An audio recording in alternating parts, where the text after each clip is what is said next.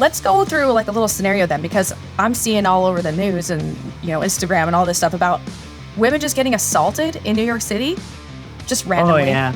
Yep. What is that? What's going on with that? And how should someone handle something like that if I'm assuming these women don't see this coming, right? Is that kind of out of the blue? Yep. What's the deal? What's the deal? There was a guy, I would assume he had mental illness, was just walking around randomly, punching people just out of the blue like that. Yeah. I saw a video. A lady was walking down the street towards the guy. There had been 8 to 10 feet of sidewalk that this lady had, and she walked right up on the guy, like right up on him. She could have walked all the way up, like over here, but no, she walked right, and then next thing you know, he sucker punches her. She was the one, I think, that had her jaw wired. Like, that's how hard he hit her. Yeah, so they caught him, thankfully, but I think at the body count I saw was about 30 different women he wound up punching. Yeah. Just one guy? Just one guy that I saw.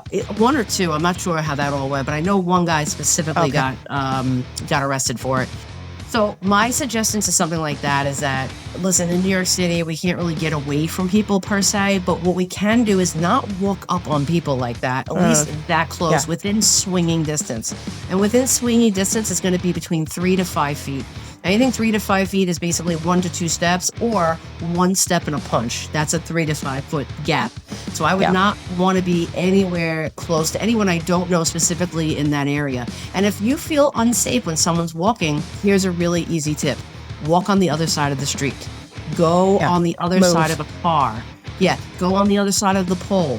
Go on the other side of a shopping cart. There's so many things that you could put in the middle of you guys that will give you those time and distance options. Because the more time, the more distance, the more options we have to tool cycle or get out the pepper spray or get into fighter's position or run away or scream for help or tell the guy, get back, or whatever the case may be. But if you're just oblivious and you're walking right next to these people, guess what? You're going to get knocked out. It's just how it is.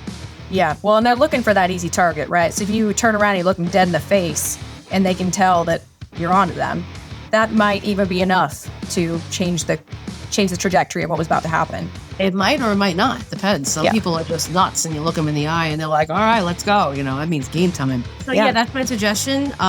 Let the person walk by, put your back up against the wall, watch them. Do not take your eyes off of them. Make eye contact. I wouldn't suggest doing that in jail. But out on the street, that's probably the best way to do it.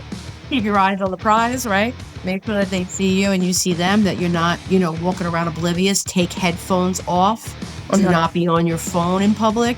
The only time you should be on your phone is in like a restroom with the door shut, like in your office, the car, your house, but never in public. It's just too dangerous now.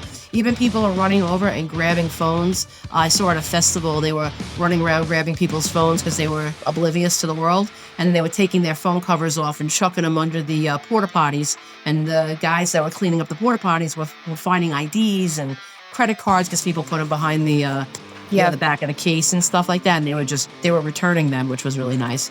But people are doing this on a rampant now because these phones are like $1,300, $1,400 now.